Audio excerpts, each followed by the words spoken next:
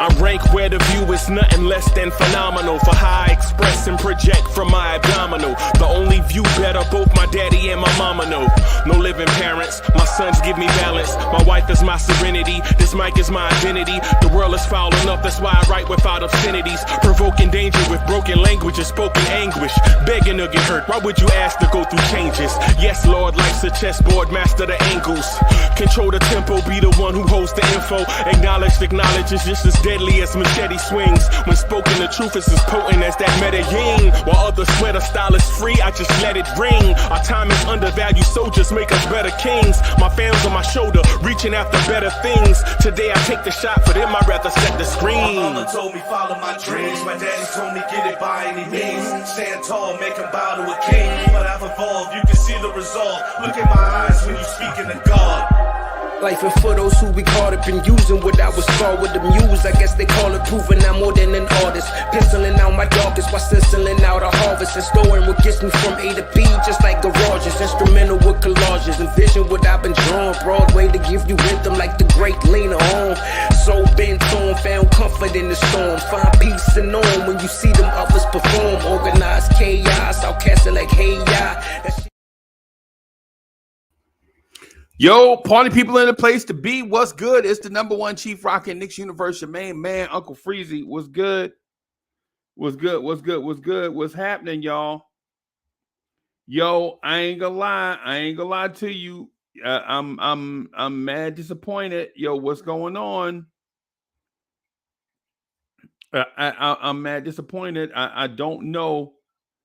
I don't know what's going on. Right? I don't know what it is that I saw. Supposed to have, my people was are coming through. They'll be here in a minute. I think I may have sent the wrong link, but let me see here. I think I sent the right link. Let me see here. I think I sent the right link to him. Let me see. Let me just do it one more time. Just to be sure. I was talking to him backstage a little while ago, and just want to make sure they got the right link. Will Salkin is in the building. Thank y'all for joining, man. The Knicks at Night podcast, man. I'm disappointed about what I saw tonight. So I'm disappointed. So when the game was over, or when the game was wrapping up, let me bring my guy in here. I'm gonna just do it since I'm a little bit frustrated, man. I'm gonna just go ahead and do. YouTube be charging me for these things, man. So I stopped playing the intros, but I'm gonna play them tonight, man. I mean, fuck it.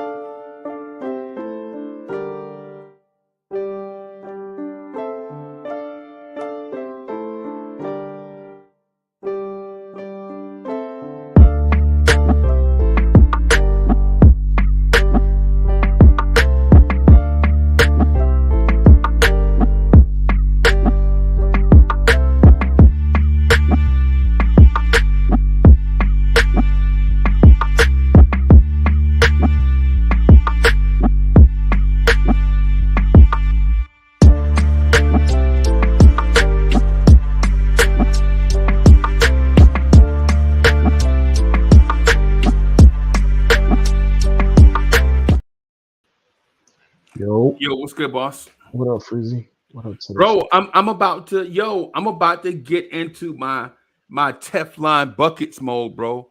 I swear, Dre, I ain't even gonna lie to you, man. Tonight, Tom Thibodeau lost us this game, and it looked like he was giving it away to the Heat. What was Tibbs doing? This is one thing that's a knock on Tibbs. If you're older than 25 years old and you built up enough equity in Tibbs to trust that he trusts you, he will not let you go, even if you're not working in a particular game. Bro, I'm saying, I agree with you. Like, For if Grimes is shooting like that and playing defense like that, there's no reason why Hart should have played middle way through the third, all the way through the fourth quarter to close when he Right. legitimately wasn't offering us very much. He was hustling, Nothing. but the offense wasn't there. The defense for sure wasn't there. Jimmy Butler was getting whatever he wanted, Right. This is several games in a row. right? And guards have been cooking him. And And I'm talking about rotisserie style, like the old cowboy movies where the savages have the cowboy on the thing and right. And like yeah. Tibbs needs to have a better feel for what rotation of guards he's having that are performing optimally on both ends.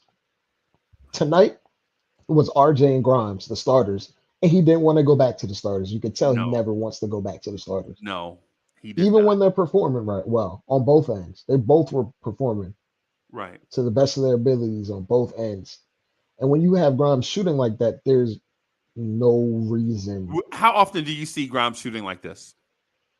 Like once out of every 6 games now, it seems 6 or 7 games. Yeah, yeah.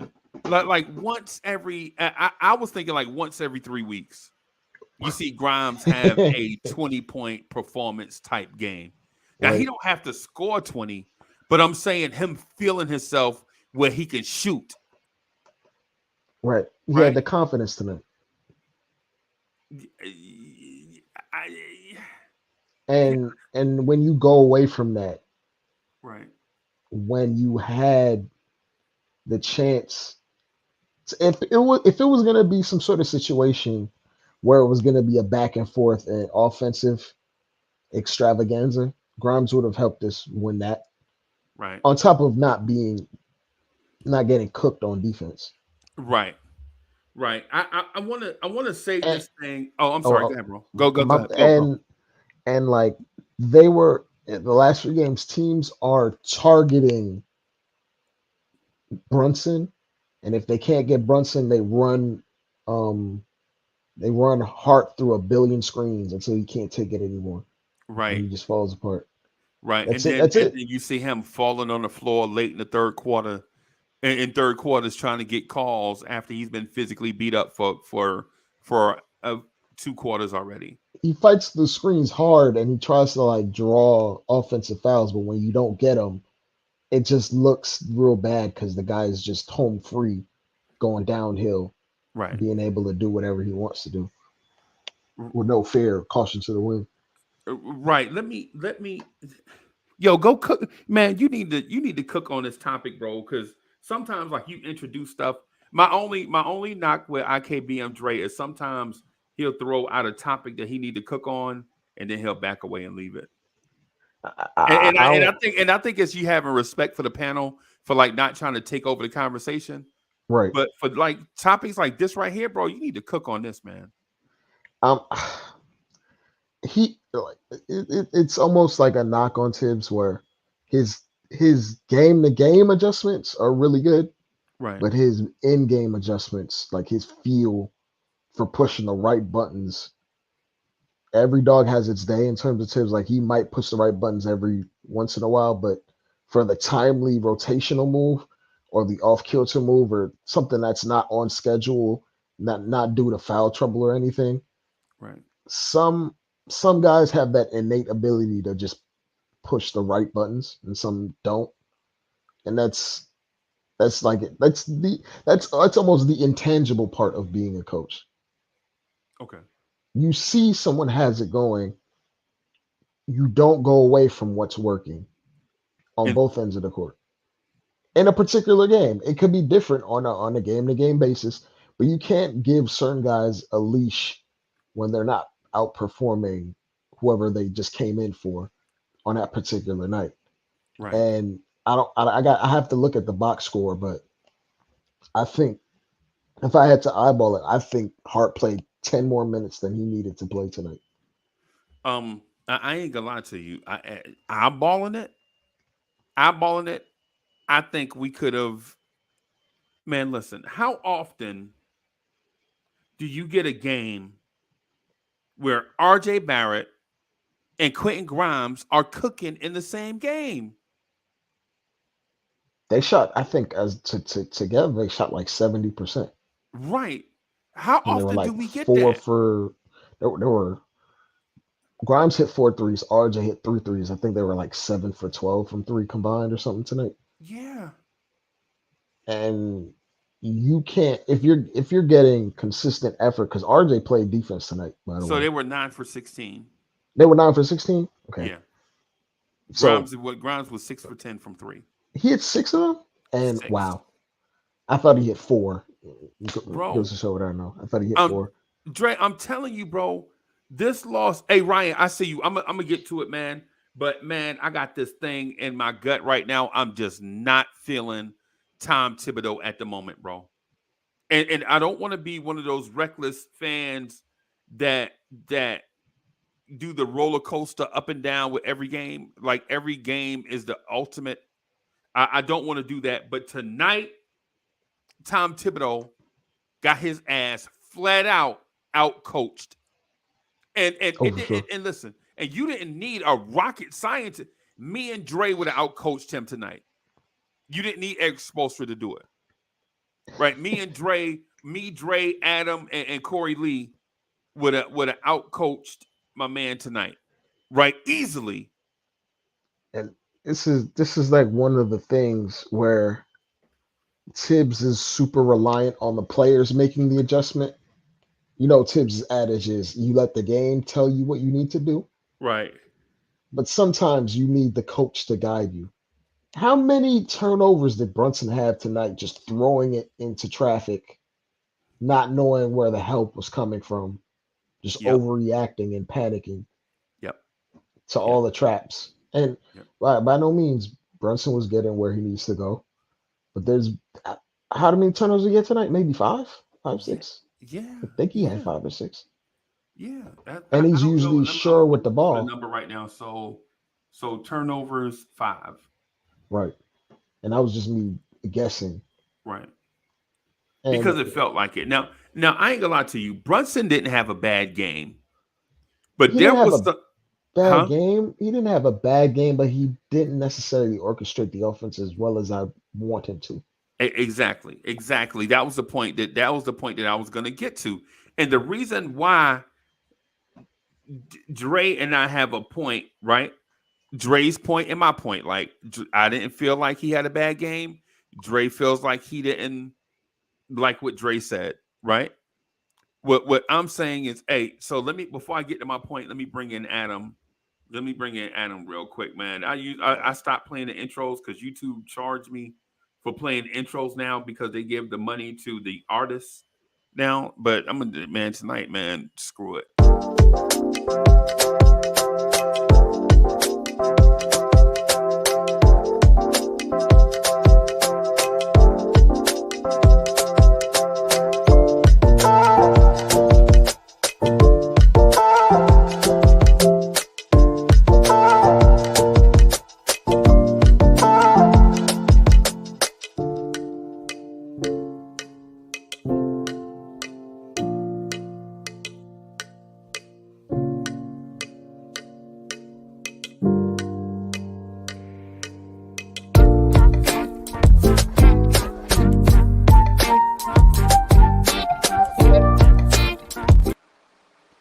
My Yo, bad for that, Adam was Freezy. good. I accidentally hit something. Yo, what's good, Jay? What up, Freezy? Adam? What up? Yo,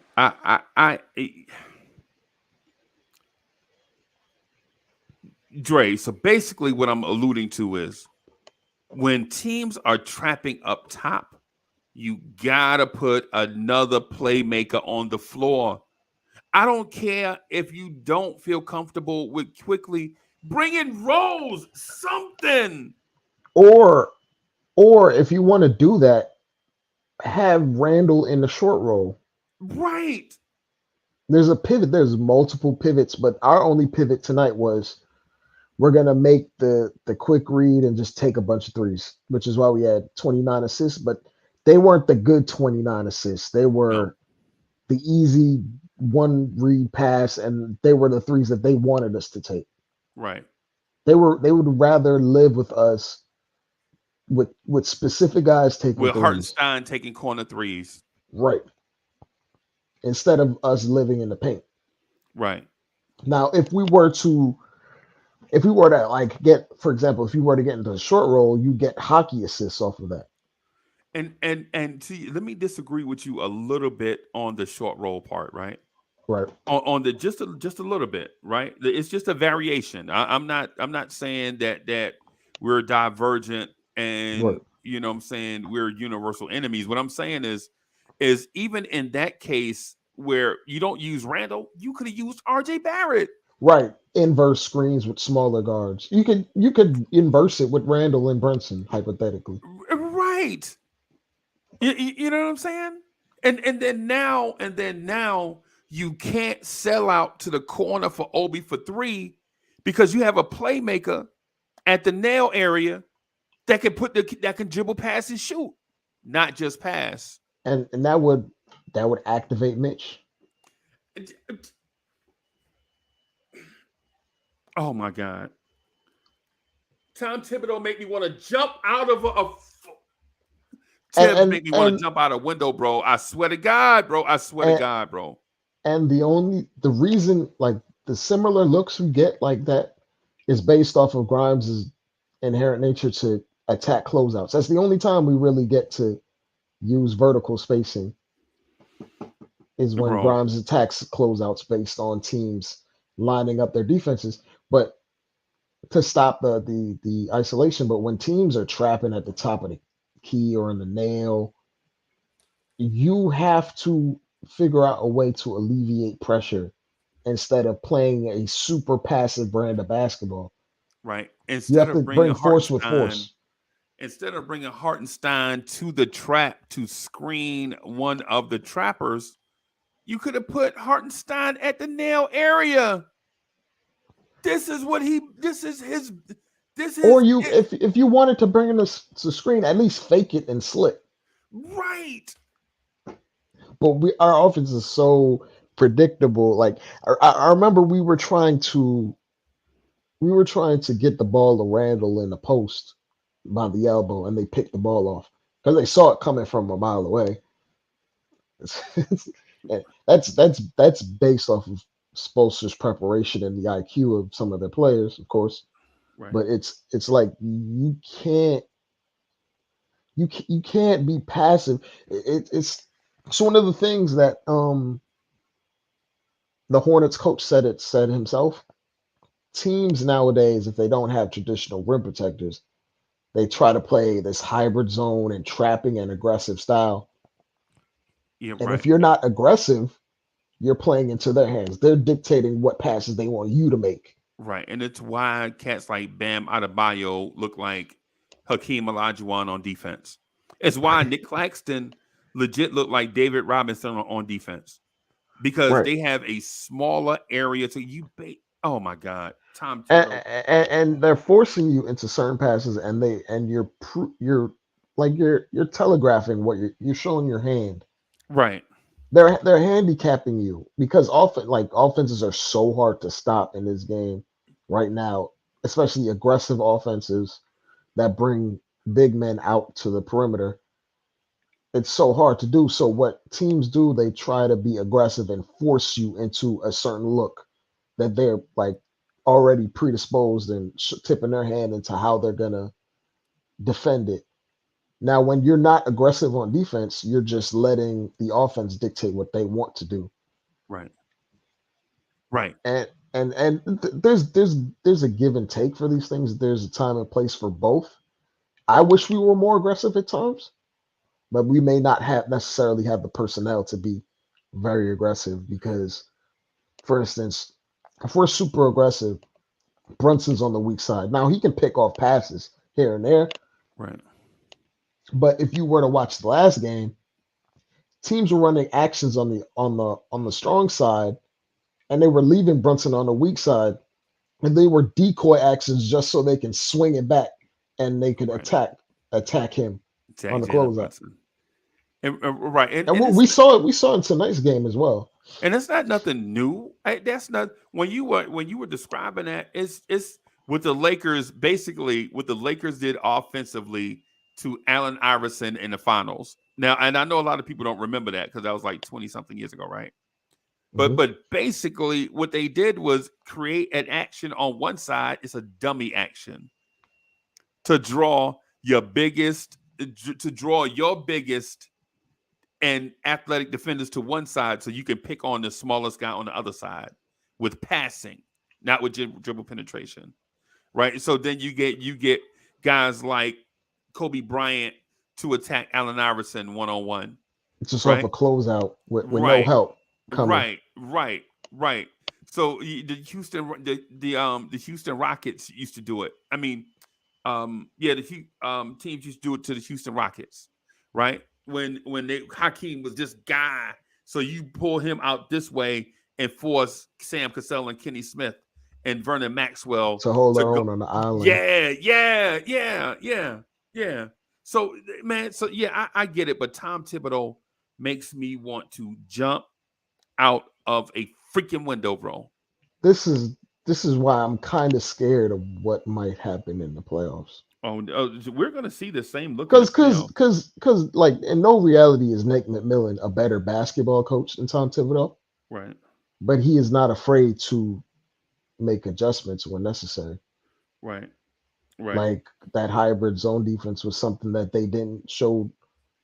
They didn't show Randall the entire regular season when Randall was just teeing off on them. Right. And when he gets to the playoffs, it's something completely different.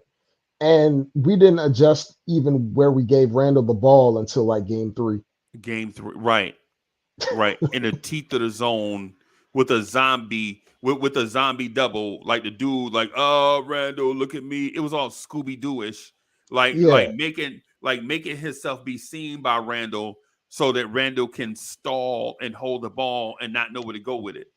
Right. It's one of those things where a coach that isn't afraid to make adjustments or to do things that aren't typical, they'll make that adjustment on the fly in the middle of a quarter or after a quarter or even at halftime. But the things that Tibbs adjusts to, he adjusts to things in 5-game intervals, 5 to 10 game intervals. And it's frustrating too, by the way, to watch. Right. Because a lot of the things me and you complain about at the beginning of the year, we see it happen in 10-game intervals where we see certain things change in our defensive coverages, but they happen gradually over time. It's frustrating because I know certain things can't be implemented that quickly, but after a practice, certain things should be able to. After game tape, come on, game tape, you get that. You get the tablet, you get to watch it in real time. We have a video. You can watch it right at the game. At the game. Right. When Randall was slapping tablets out of people's hands because he didn't want to see it. Right. Here's the thing. Here's the thing that I wanted to say to you that frustrated me, right? So Kevin Love is listed at 6'8", 251. Right? 6'8", 251. Bam Adebayo is listed at 6'9", 255. Right? So the tallest player that touched the floor for the Miami Heat was 6'9" and 255 pounds. Right? Mm-hmm. When they went to the bench, they brought in a kid named Highsmith, right? The second-year player. I think he's a second-year player. Yeah. Right? Highsmith. 2A. He was a 2A. Right. Okay. Highsmith is 6'4", 220. Caleb Martin is 6'5". I don't care what they have him listed at. I think he's 6'5", 205. Caleb Martin played the 3 and the 4 for them at 6'5", 205. Kyle Lowry is short. You know that, right? How big do you think Max Strus is? He's about 6'5". Dude is about 6'5". That was their bench. Highsmith, Martin, Lowry, Strus. Nobody off the bench was taller than 6'5". The tallest person they played was Bam Adebayo at 6'9", right? the Knicks rolled out 2 7-footers that combined for Hartenstein on the night total had 2 rebounds on the entire night. Wow. Mitchell Robinson had 8 rebounds on the entire night. We rolled out 2 7-footers, and all they got was 10 rebounds against the shortest lineup we're gonna play all year. This shit, Tom Thibodeau. This is why I'm man. like on a game-to-game winning the possession battle can work in the regular season, but smaller teams can scheme out a lot of those rebounding issues if they just decide to gang rebound. Right. And I wanted to say, like, there's a reason why the Warriors' death lineup worked. Besides the offensive stuff, they actually rebounded at an efficient clip for their size because they made it a prerogative to gang rebound and find the body and just hustle for rebounds because that's the only way they're gonna consistently out possession you. Right. So it's one of those things where it's like you can rely on it, but when you're going against a tactician like Spo and he has all his chips and all his tools on tap, it'll be hard to just get away with just winning the possession battle if he aims to try to take away one of your strengths. Right. Let me, Adam. I know you want to get in here, but let me give me 90 seconds, 120 seconds, maybe 150 seconds, right? About 2.5 minutes. Do I your just want to thing, say boss. this thing, right? On a night where Miami purposely went small and stayed small, knowing that the Knicks would have an advantage on the boards because for the money, Mitch is a great offensive rebounder. That's the reputation, right? And Hartenstein is a great defensive rebounder. That's his reputation. We got out rebounded by midgets. And then the dude that we traded for, who fills in the gap, does all these things that we need him to do. Hey, man, we short on assists. I'll be the assist man. Right? You short on defense. I'll be the defensive guy. You short on rebounding against a bunch of midgets. I'll be that guy.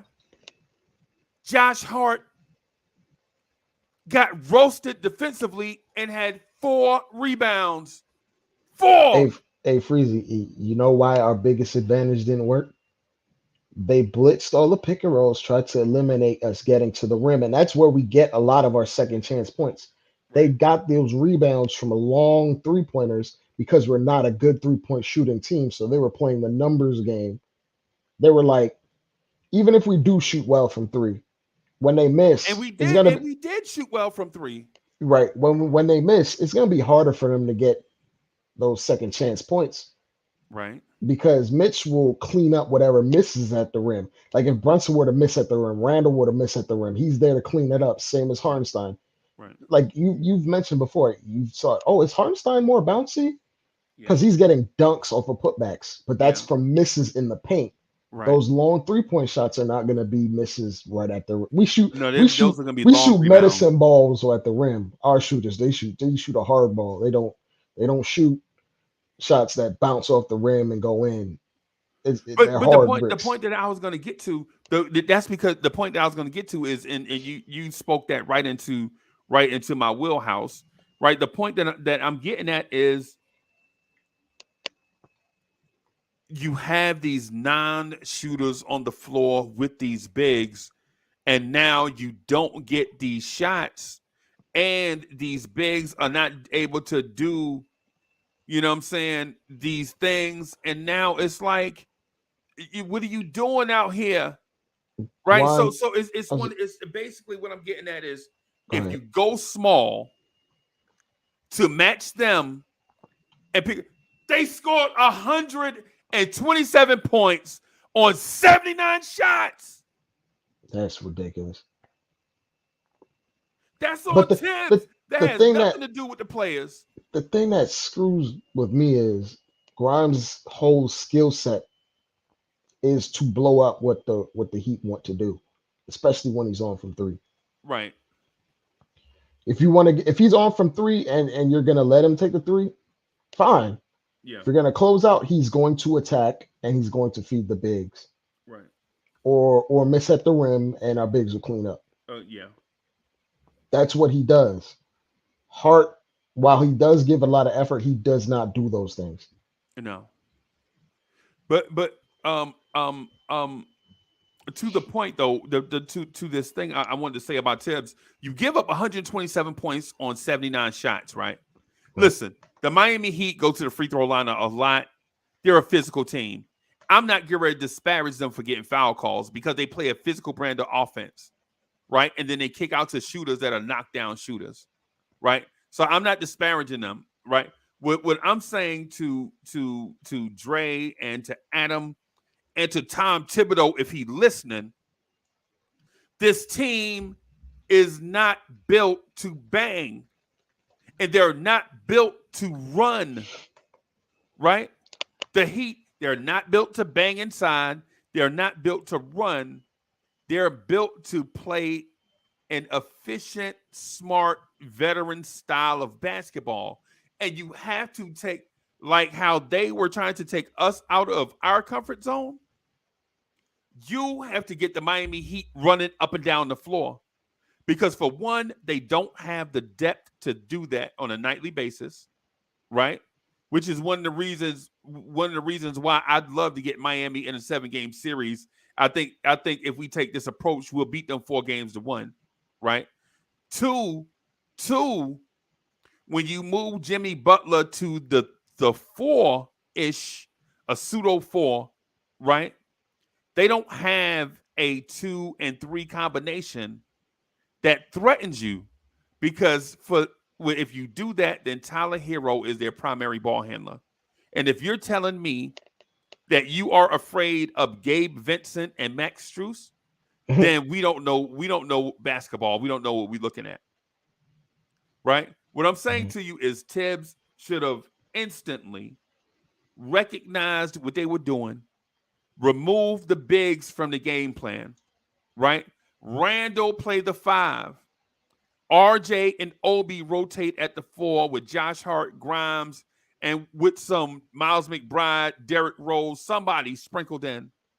Because you have to have, when you take a big off the floor, first of all, they stop trapping off the muscle, off the rip, because now the Knicks are in a 5-out system where even our biggest guy, Julius Randle, can dribble, pass, and shoot.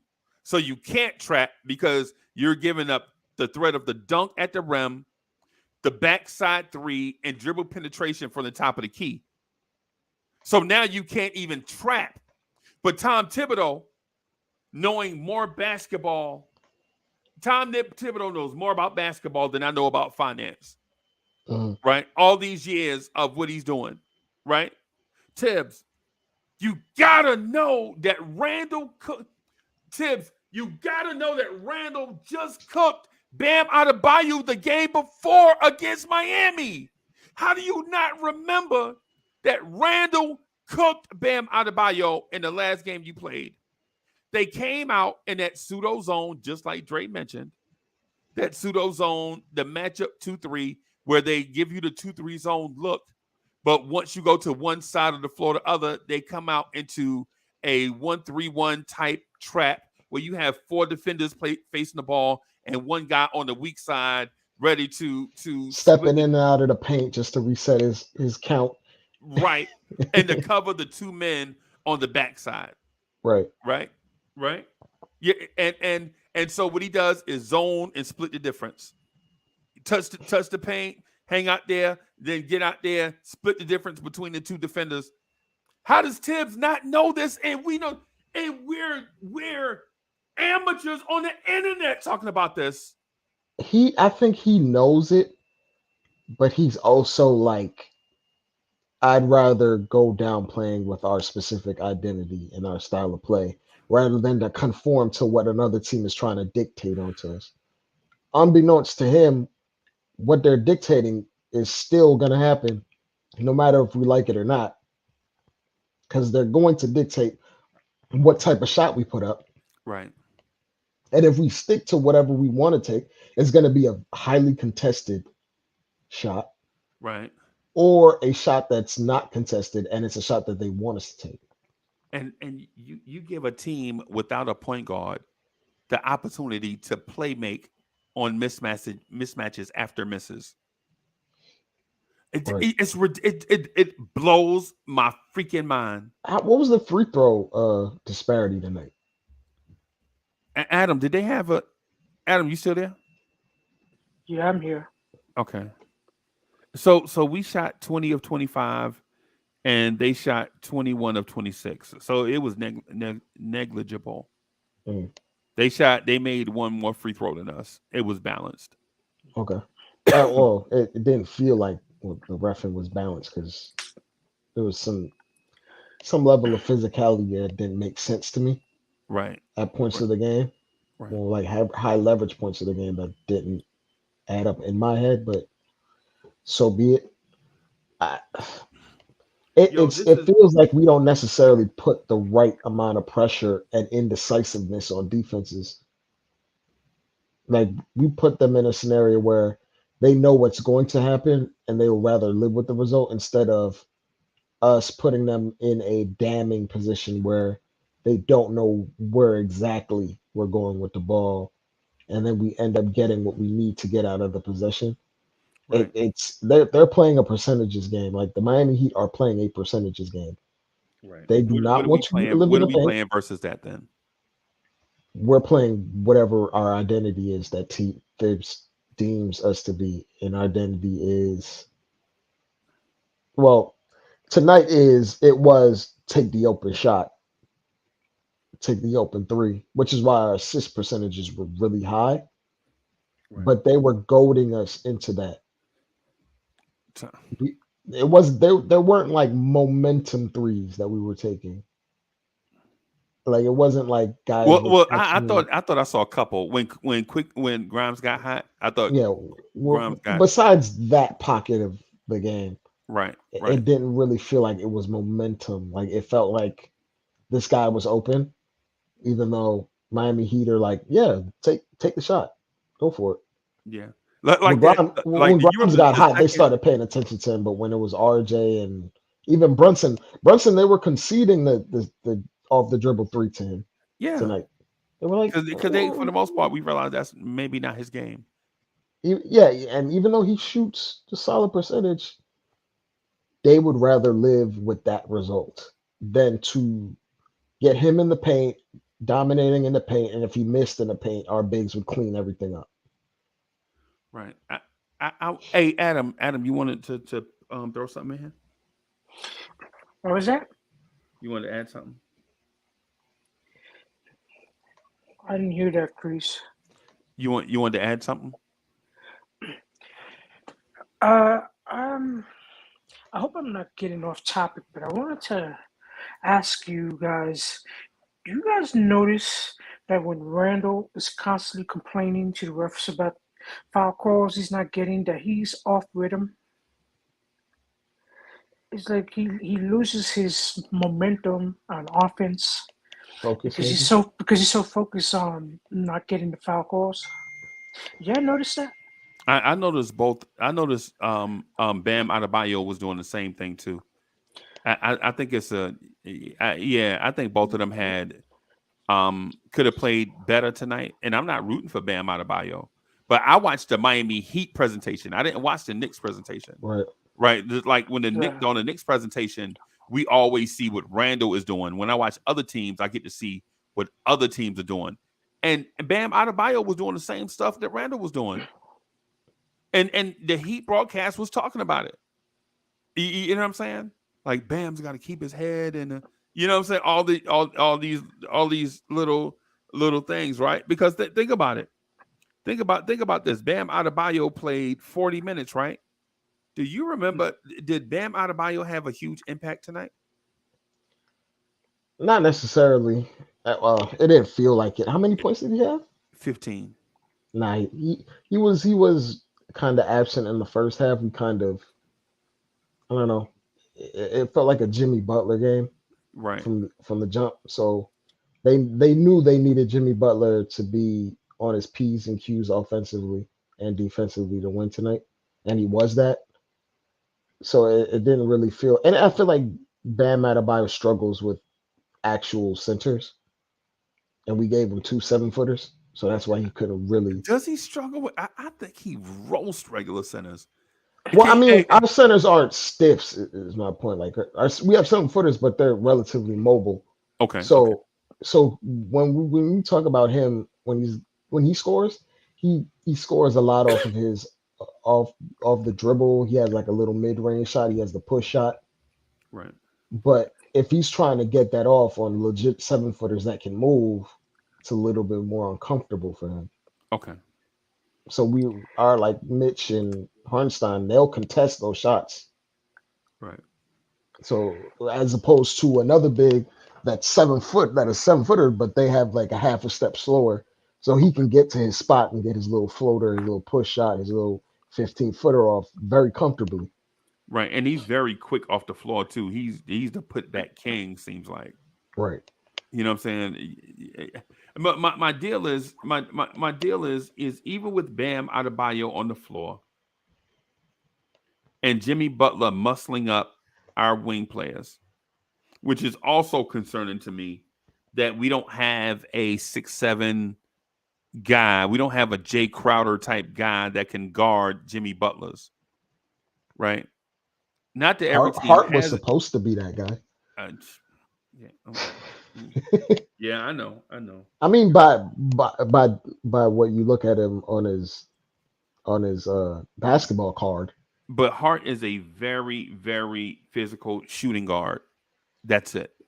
he can guard jumbo wings, Jumbo wings. He can guard RJ Barrett's. right? He can You know what I'm guard saying? jumbo wings, but Yeah. guys that can maneuver a pick and roll and snake a pick and roll, nah, nope. Right. Or elite athletes, Kelly Oubre's. Nope. You know what Because I'm once they saying? get that first step on him, he's trailing, It's and over. Yeah. he might as well foul at that point. Right. And that can be said for a lot of defenders in the NBA, not just Yeah, it's not a slight to him. It's in today's NBA, guys can score moving east, west, north, south. Yep. The Yep. shot making is just incredible now. So Incredible. it's hard to take away because back 10 years ago, a book would be out on a guy, your fringe guy off the bench that might be a microwave scorer. We like just make sure he doesn't go right, and that'll As be it. simple as that. Yep. As But simple as but that. now it's like guys coming off the bench Make and Clyde they're like, Drexler go left. You remember that? Make Clyde Drexler go left. he can't Clyde, because dribble left. He only he put he's his only head down when he right-handed. dribbled. Remember that? That's Yeah, as simple as the game plan was. and now you have guys coming off the bench that got a step back going left, a step back going right. Right. Got a gather move for a layup, a euro step going with Yep. either leg. Like A floater with either hand, a spin move into a gathered layup, or a opposite spin to a fadeaway jumper. I mean, these dudes have so many moves, bro. it's if Josh Hart was in the 90s, he would probably be a top 10 defender back then. Right. But Right. this era, you need to be a physical freak relatively, or like be 7 foot with extremely high IQ. Yep. Yep. Because it's almost physically impossible. You got to be like Jalen McDaniels, who we just saw. You got to be like 6'9" with quickness and agility like a cat. And for that reason, Dre, I'm gonna bring up a name, and people are gonna swear I don't know what I'm talking about, but I'm telling you, there's something to it. For just what you said, Tibbs has to play Obi Toppin more minutes, He never will. right? And here's why. You don't expect Obi Toppin to come out here and be a rim protector. McDaniels is not a rim protector. Vanderbilt may not the kid Jared Vanderbilt is a decent rim protector, but you're not scheming for that. He can do it. Like He's a if rim deterrent. Like he's not a rim protector. right. Winyan Gabriel, the other Kentucky kid, Winyan Gabriel. He looks tough. He looks like he should be that guy, but he's not in a Mitchell Robinson, Rudy Gobert class of rim protectors. Right. What I'm saying to you is tonight, Jimmy Butler is cooking. Tibbs could have went small, right? Because the Heat, even when you notice, I said Bam Adebayo played 40 minutes, right? Mhm. You know why? Yep. Because they don't have a 7-footer to put on the floor. Mhm. The thing about if Bam Adebayo would have played 30 minutes, that means they would have had 10 extra minutes where they would have had to find some type of mismatch zone deterrent type of defense, junk defense to Right. keep the Knicks out of the paint. And to be fair, the Heat run a lot of pseudo zone just to save their legs Right. on defense because they play such high amounts of minutes. But You here's can't play man-to-man aggressive defense like they do at times all game because they'll all be game. dead tired by the beginning Not of the for fourth quarter. stretches. Not Yeah. for 7, 8, 9, 10 games in a row. No. No. Right. But Dre, but here's the thing though.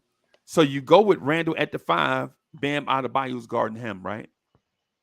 So now you got RJ at the 4. Who's going to guard him? Jimmy Butler? Kevin Love?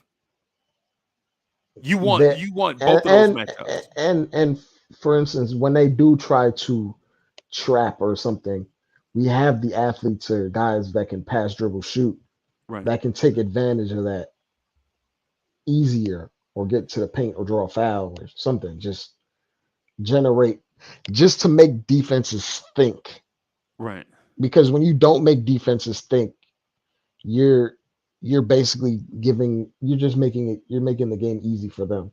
Right. But here's Because every team, my bad, Freezer, because every team has preset rotations based on what they think you're going to do.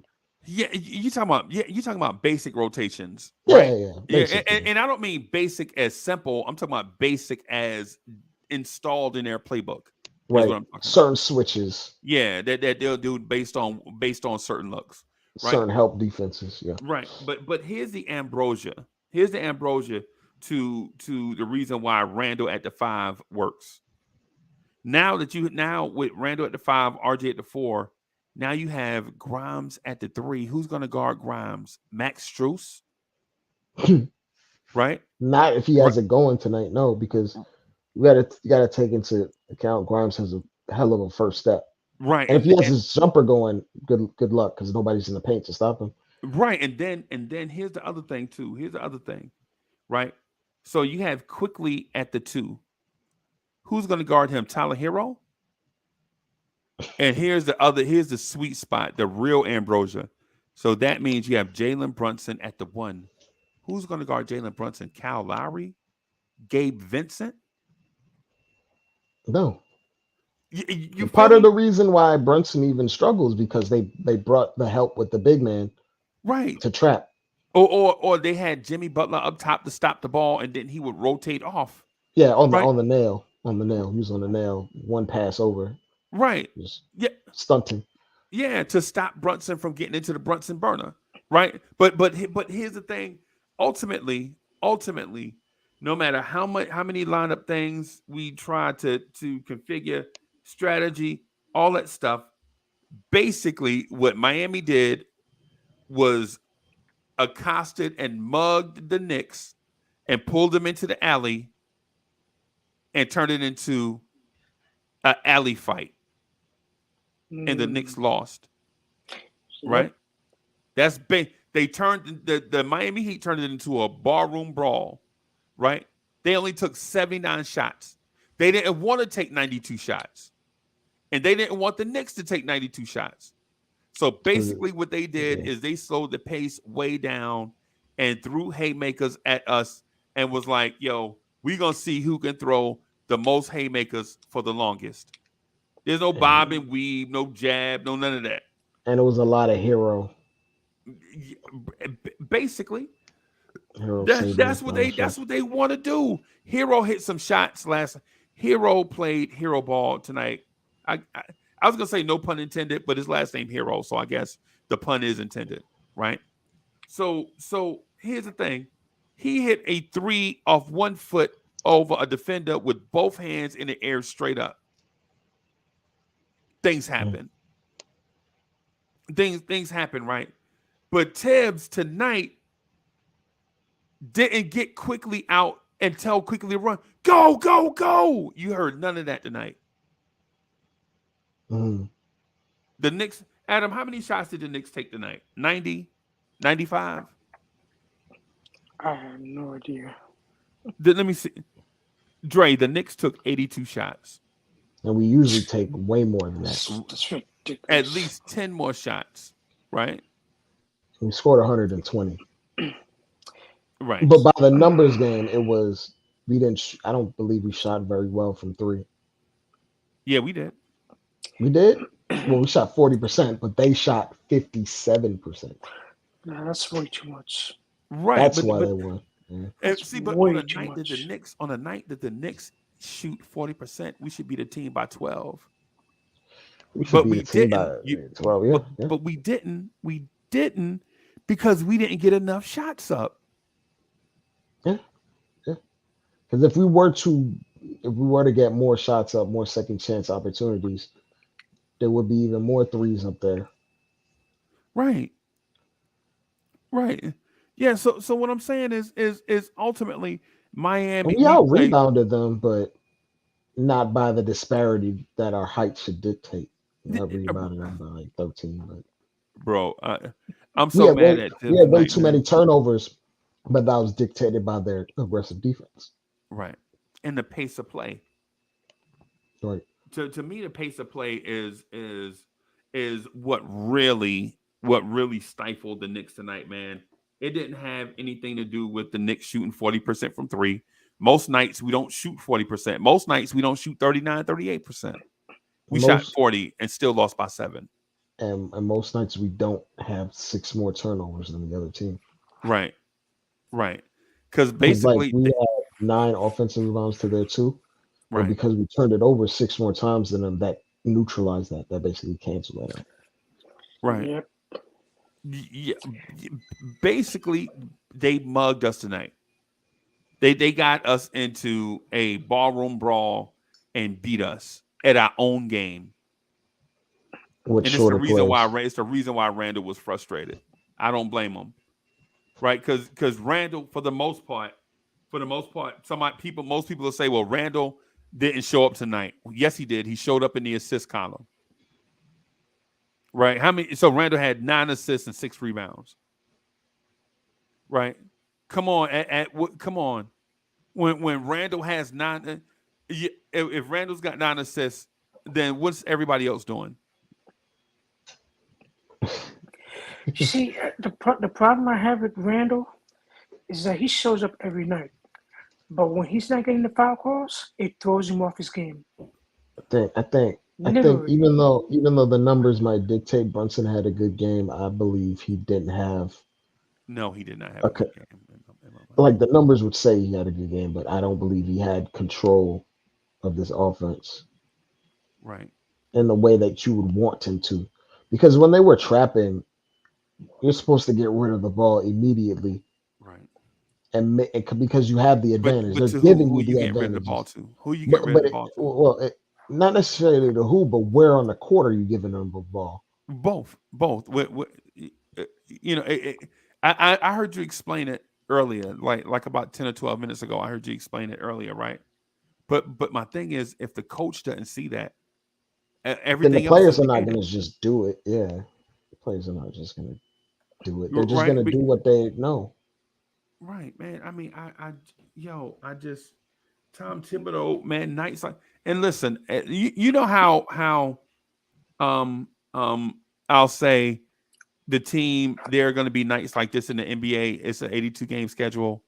You know what I'm saying? Yo, it's one of them things. It's one of them things where it's like, yo,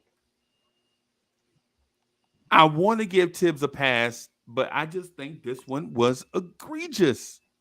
Yeah. I'm inclined to agree with you 100%. And it's not one of those things where they have more talent than us. right, We just got outcoached. Like right, their right. their tactician was better tonight. And you know what? And here's the thing. So Dre and Adam, I have breaking news, and it's gonna be sad, right? Mhm. Every team that lost tonight is saying the same thing that we're saying. I watched Demond and them. We talk Hawks. They saying the same thing we saying. The coach. I watch We Talk Mavs. Jason Kidd. Yeah, you know what I mean. So I understand that coaches are going to get out coached It on happens. on some nights, right? And for the most part, Tibbs doesn't get out coached on a night to night basis, right? He just doesn't. Tibbs is a pretty good coach. Tonight, though, a team takes 79 shots, takes 26 free throws, and scores 127.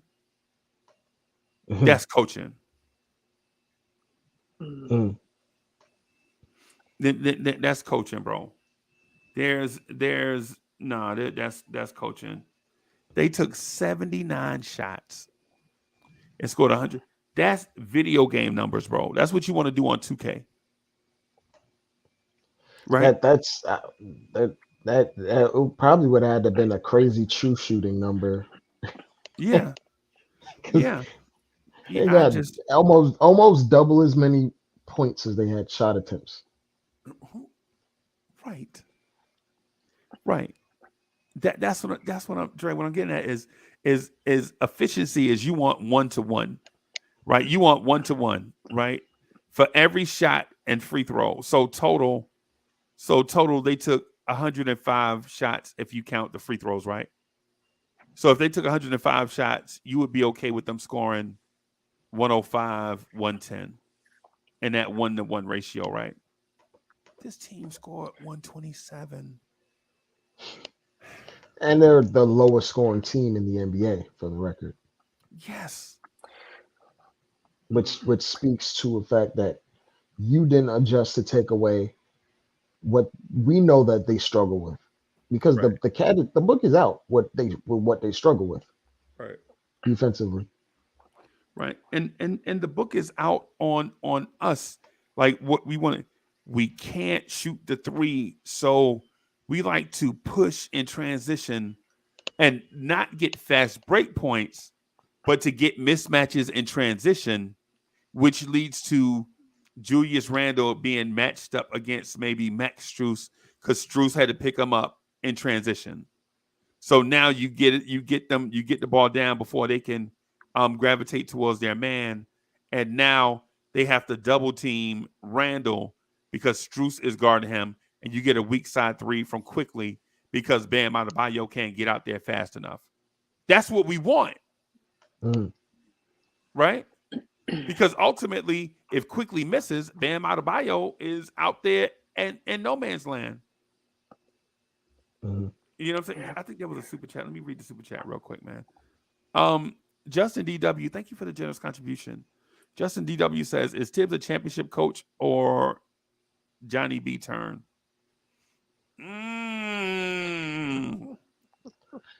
And Rodney Atkins, thank you for the generous contribution.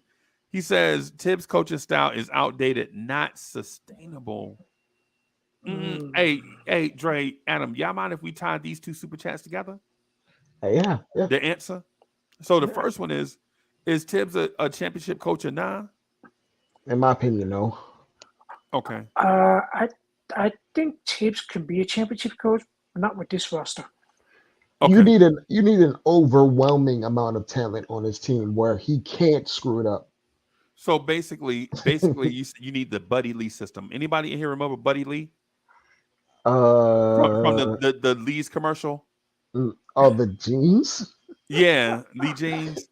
Where the It was like a little doll or something. yes, Yes. that where all these tragedies or calamities would happen, and Buddy Lee would be standing there, and then a random act would happen, and they would give Buddy Lee the credit, Right.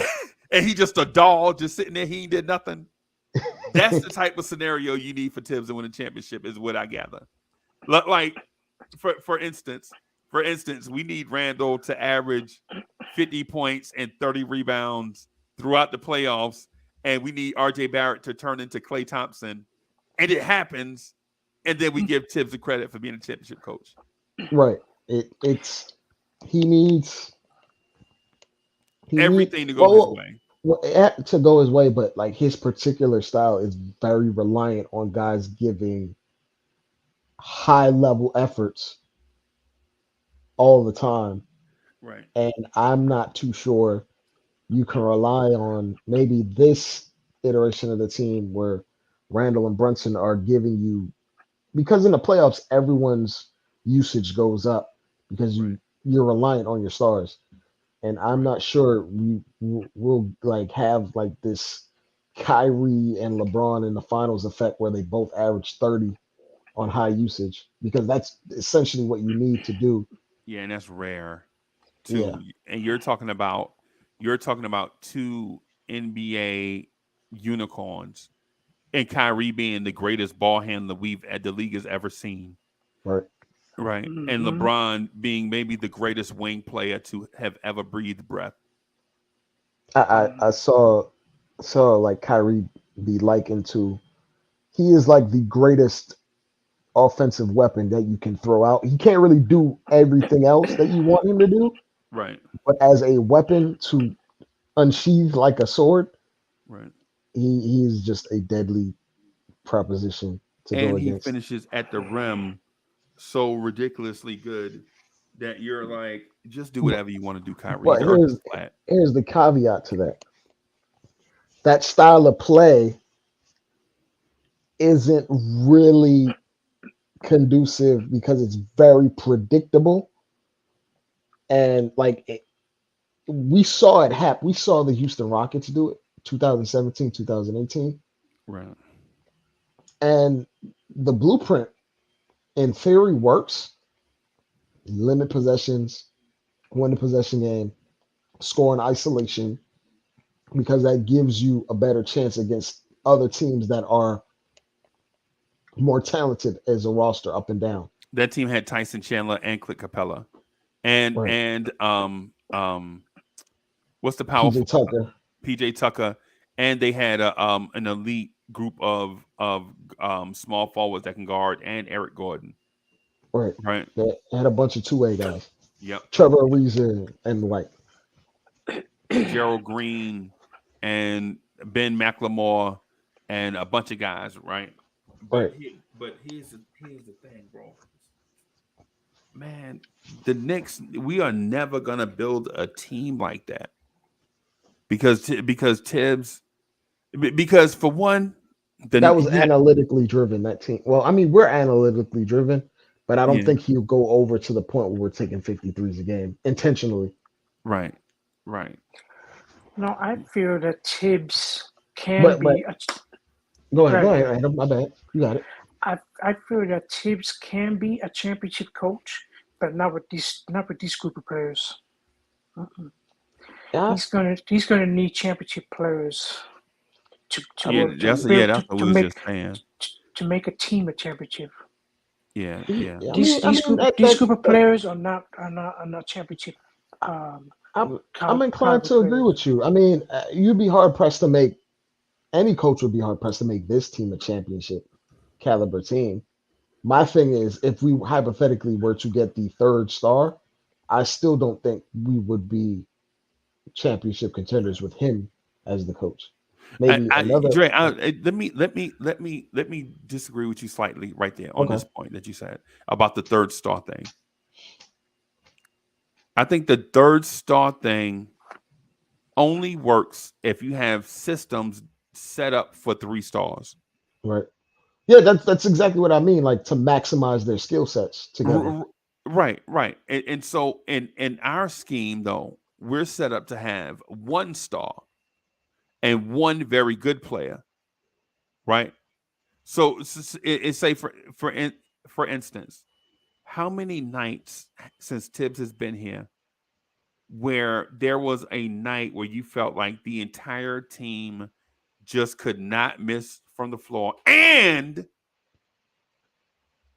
shut down a team totally on the other end of the floor? Not very many. Never. I don't think we've ever. I don't think we've had like a 30-point win this year. Period. Maybe Right. a few 20s.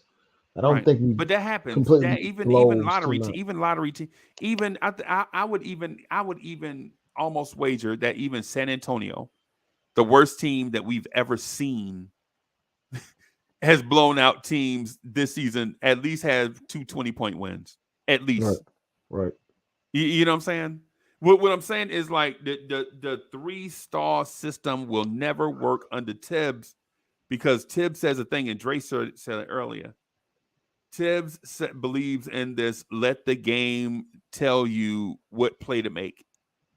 And when you bring in a star, screw the game. The star make the plays. Mm-hmm. You know what I'm saying? Like you ain't get ready to tell Giannis Antetokounmpo to just, play read and react and let the game come to you. Giannis, get out of Especially here. when it's winning time, it's like, yo, give me the ball. Get out the way, Right. please. Right. You think you gonna tell Steph Curry, yo, we playing read and react, let the game come to you. Sometimes Kevon Looney is gonna get the shot. Man, bro. So the thing is with the thing that Dre said, like, bringing in a star. I'm disagreeing slightly with the Tibbs thing because if Tibbs doesn't change, if Tibbs doesn't accept this thing of not letting the game come to you, but you dictating to your opponent. See, that's why. See, Michael Jordan could never play for Tibbs. LeBron James, however, could play for Tibbs. Right? Kobe Bryant couldn't play for Tibbs. Right? Allen Iverson would never play for Tibbs. Right? Right? Because essentially Tibbs is kind of like Larry Brown in a way. Right? In a way, I'm talking about in terms of his mentality, Right. not in terms of the offensive systems that they run. Right? His tendencies, what he likes to lean into. The dude Larry Brown told Chandler, the dude we drafted, Channing Frye, not to shoot jumpers. Man, you shoot a jumper, I'm going to bench you. Isaiah Thomas pulled him to the side after practice. He's like, big fella, if you don't start shooting the 3, you're going to be working in IHOP. And Channing Frye started shooting the 3. And before you remember at the time, we called him soft, right? Remember, Channing Frye out here shooting jumpers. He won't go in there and bang. And you know what? The jumper turned him into having like a 15-year career. He wind up opening the game for dudes like Kristaps Porzingis to be a stretch 5, today's version of what you want your center to be. Miles Turner. Right? If I'd have told you that Channing Frye, Karl Towns. Yes. Right? And dudes, and matter of fact, Jack Sigma. I know y'all don't remember who that is, right? I know who that is. Oh, yeah, okay. Jack Sigma used to shoot jumpers. He was tough as nails, but people used to call him soft because he would shoot jumpers. Right? You know what I'm saying? When we talk about the greatest centers to ever play, nobody even mentioned Jack Sigma's name because he could shoot jumpers. Right? So I said all of that, getting off on a tangent and all this stuff, just to say that if Tibbs at age 65 doesn't start opening himself up to the new way that teams play back. Dre, I watched that video that you sent about how teams destroy the ice pick and roll. Mm-hmm. I watched Sacramento against the Clippers, that game, the one that went to double overtime. Mm-hmm. Every time the point guard forced their point guard another way, they rotated the ball to the backside. Malik Monk and Kevin Herter were wide open. It was nothing you could do, and they're a good defensive team. Right. But it like just defense in this era. If you have the right offensive system and you stick to it, you're going to get whatever you want. Which is why the Sacramento Kings currently have the number one offense in NBA history. Right. Right. Right. Bro, this thing with Tibbs, man, I ain't gonna lie to you. I'm disheartened. I'm frustrated. Um, and I'm searching for next level answers, and I can't get them because Tibbs doesn't make the modern adjustments. And the closer we get, if this happens to, we play Orlando tomorrow. Mhm. Yep. If Orlando does the same thing tomorrow, I don't know if I'll be able to get myself off of the fire Tibbs train. It's it's hard to lose. Like we're not a great shooting team from the perimeter, and we shot 40% from three on high volume Right. relatively, So that and number we has still to be lost. lower. I can never see the Knicks shooting 42% from three because they don't. They don't shoot. They no. They're That's not not to be consistent. expected tomorrow. Hopefully, our defense is better tomorrow. It Because won't if be, it's bro. not, The thing we got to remember you gotta hope they miss is shots. we exerted everything in a rivalry game and lost, and we expect to play a back to back on the road and expect us to overcome it. Like Mm. we shot our best bullets in this game and we lost.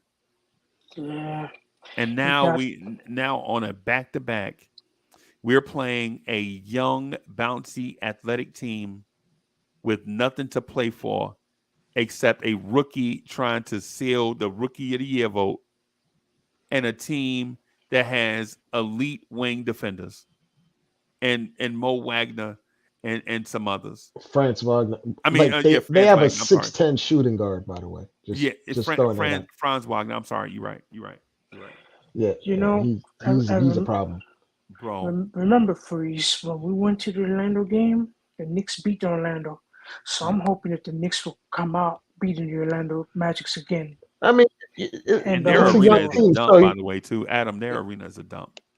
it, Who, Magics? Yes, that yeah. arena is a dump, bro, compared to everywhere Yeah. else. No, Orlando's a good team.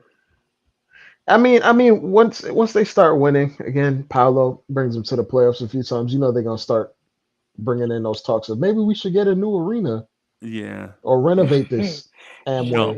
they Yeah, either need a renovation or a brand new arena. it's gonna be the same thing that happened to the Cavs when they were in a dump arena, yeah, and then yeah. LeBron got there, infused some money, Dre, and then ain't no lights upstairs. Like I was in the nosebleeds, bro. They ain't even had lights up there. We were sitting it's in the just dark. I couldn't even see my nachos, bro. You know how and y'all been to arenas, right? You know how they have the lighting on the steps. So you know the watch your step sign. They have the thing when you step out in the aisle and the iron railing, and then people walking on either side, and then they have the lights, the steps lit up. They ain't even had any steps lit up, bro. Nope. They had ambient light. Yeah.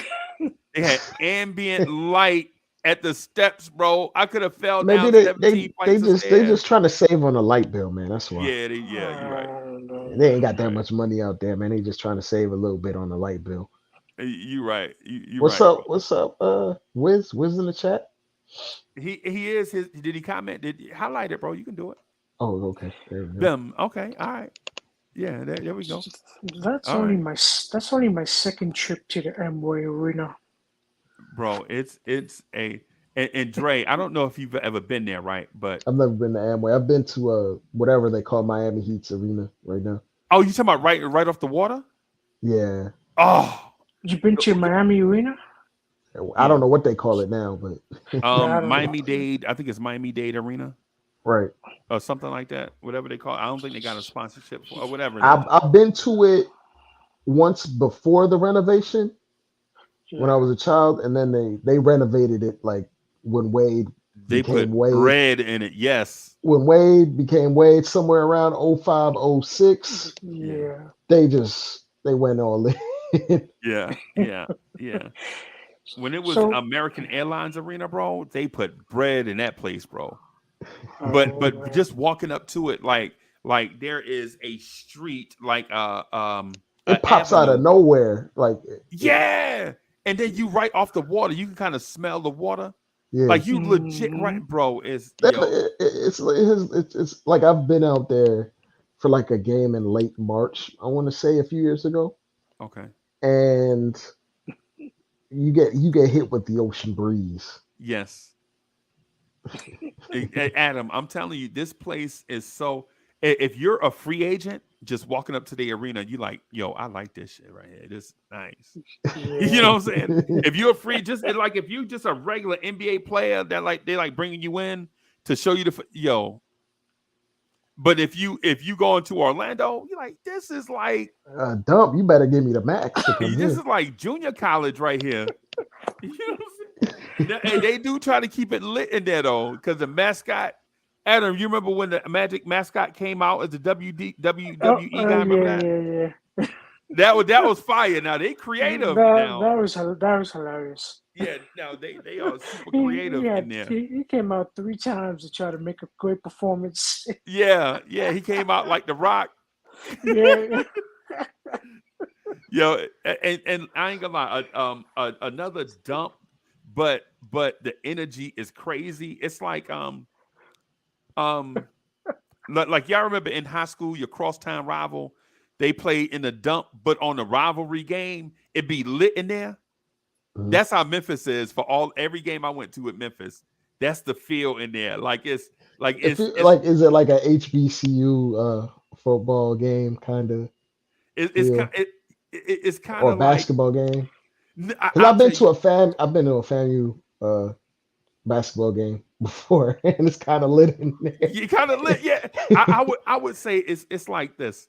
It's like when North Carolina and Duke are number 1 and 2 in the country in basketball, right? But then one of their weird rivalries, like Duke and NC State. NC State, yeah, like Duke play NC State, and because I've been to that game, right? And it's so many people in NC State gym, like all the alumni, all the boosters, they in there. There's, bro, Dre, I ain't gonna lie, I'm in there. The Knicks were, I think Zach Randolph misses like a 18-footer. Memphis gets the ball, and they go down and they dunk, and all of a sudden, you can people start jumping up and down, like legit, no cue from the, you know how the stadium stuff. Be like, get loud. Is it kind of like when they're good? It's kind of like the when the Hornets were good in the 90s. That type of better. Better, okay. Because I looking back when I used to watch like a lot of old games, and they used to talk about how loud the Hornets arena was. The Hive? You talking about the Hive? Yeah, the The Hive. Hive was lit. But listen, I'm not taking nothing away from the Hive. The Hive was lit. But what I'm saying is take the Hive and turn it all the way up to 12 on the meter, knowing your thing only go up to 10. That is Memphis, right? They in there, it smell like, yo, and I say this, and I know people gonna laugh. People are like, man, Uncle Freezer, you so, yo, you walk in, it smell like barbecue, right? Yeah. Right? But here's the thing. The thing I do notice. No disrespect to them, right? No disrespect to them, because when you go in the Garden, all these concession stands have all these different smells and stuff all over the place. You know what I'm saying? Memphis, you go in there, it smells like barbecue. No lie, Dre. No Everybody lie. eating the same barbecue. And probably. But no lie, I'm sitting there. Zach Randolph misses a shot. They go down and dunk. The Knicks turn the ball over. Memphis comes down, knocks down a 3, and all of a sudden, everybody is jumping up and down, and the stadium hadn't even started flashing the lights and playing their little stadium stuff yet. This is the crowd by themselves into the game, right? Bro, They come down. They take a 6-point lead. Right. Larry Brown. I mean, not Larry Brown. I forget whoever the coach is. Who might have been Dan Tony. Whoever is looking like he want to call a timeout. Right. The Knicks run their best play. They get stripped. They throw it down to the other. Some random dude off the bench is like dunks the ball, and all of a sudden, the crowd is chanting, "Whoop that trick! Whoop that trick! Whoop that trick!" Right? And they show everybody on the camera, the little white boys and white girls jumping up and down saying, "Whoop that trick!" Old black lady up all the way up in the back saying, "Whoop that trick." The crowd is so diverse. It's crazy. Everybody is saying, "Whoop that trick," and they don't even know where the term come from. Right? We know that "Whoop that trick" come from that Memphis movie, Hustle and Flow. Right. You know what I'm saying? They probably don't know that. They know that when they get in a frenzy, that's they chant. Yeah, it gets them going. Yeah. So they like, what? And I'm like, and I'm looking at my people like, yo, they said what? Thinking of these people like, what is this? They don't even care. The energy in there is so crazy. The arena's a dump, but the fans, bro, like that weird Dylan Brooks energy. Yeah, that's the fans. It's like, I used to like hate what Dylan Brooks does. He's kind of weird, but there's a place needed for it in the NBA. Like, but he wasn't that coming out of Oregon, bro. He was a nice guy. Yes, if he would have been here, he'd have been Josh Hart. What I'm saying is that, but the culture season, skews him. Like, it skews how guys develop or how they turn out. Yeah, when they had Dylan Brooks and what's the because Desmond Bain is a nice guy and they're all like trash talkers now. Jaren Jackson is an NBA kid and he talks trash. Like, yes, yeah. Valanciunas. I mean, not Valanciunas. Who they have? Adams. They have Adams, right? Yes, Steven Adams. I mean, come on, bro. And Adams was the quiet tough guy. Now and I know he hurt, but what I'm saying is even him, it's a culture. But yeah, the city, like, teams take on the energy of the city for sure. Bro. When they're good, that is. When the team sucks and nobody's in the arena, they guys just be themselves and they get in I'm and telling out. you, I went to a Memphis game when they sucked, bro. Oh, they were the same? And it was the same energy. Maybe less people, but the same energy, bro.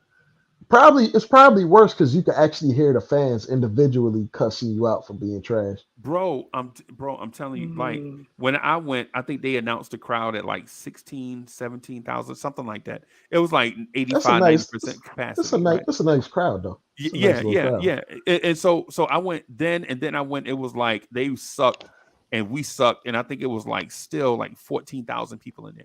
But that was Knicks fans in the crowd, though, for sure. Yeah, but they don't do that. They don't do that Knicks stuff in Memphis, bro. Oh, no. Nah, they don't do that. Not in Memphis.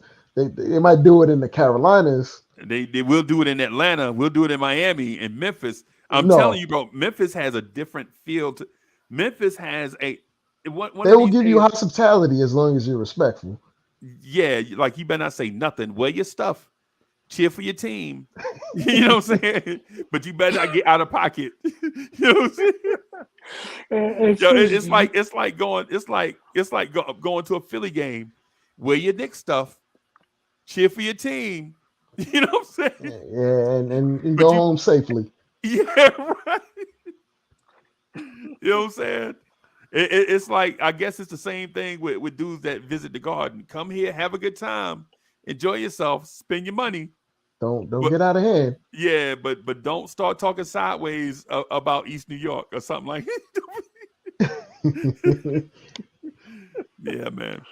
Yeah, man. Hey, Justin DW, thank you for the generous contribution. Justin DW says, do you think we should entertain Jaylen Brown as he shows frustration in Boston? Also, what's your favorite Knicks jersey? Frustration in Boston. Yeah. Yeah. Boston's doing all right. I mean, he's doing the typical thing when a guy has a contract extension coming up, Right.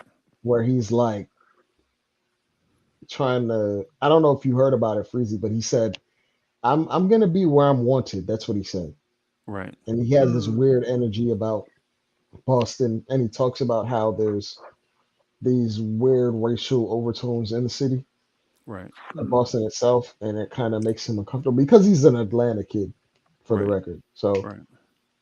he has a certain perspective. But he's a very intelligent person. Yeah, he's bright. Yeah, he's he's a smart. very, Yeah, very he's good a player. very intelligent person. So when he says stuff like that, he probably is probably well thought out and planned. You know what I'm saying? Like he ain't just gonna fly off the handle and just say something random. You Yeah, know what I'm saying? That Mhm. dude is and and as where the Knicks stand to answer that question, um, the Knicks are in still talent acquisition mode, so they have to put their antennas out for anybody that might be seen as a superstar Yep. or max player type player. Yep. And the thing that makes Jalen Brown's situation interesting is Jalen Brown has to make All NBA. Now he is in order to get a supermax because the Celtics want to give him supermax because nobody has ever turned down a supermax. Right. So he has to make All NBA. Luckily for the Celtics, Jalen Brown is listed as a guard and a forward, Right. so he could make the team in any which way. So he's probably going to be 13 because he's averaging 28 or something like that right now. Right. And So his he's going to defense is make the team. great. Right. So he's going to make the team. So they're going to offer him whatever the supermax is, 250, 280, whatever it's going to be. But the thing is they can't extend him. So he can They only get 4 years. Yeah, but the thing yeah, they can't extend him, but that's based off of like if he doesn't make it, they can't give him the regular extension if he doesn't make All NBA because the regular you remember the Zach Levine situation where Yeah. Zach Levine had to let his contract play out because his max extension would be more he can't he literally can't be offered an extension on his contract because it would be more than 20% of an upgrade in his salary. So Right. he had to wait for the contract to To end, expire. be Yep. an unrestricted free agent, Yep. then get his bag of 5 years, 250 or whatever, Yep. right?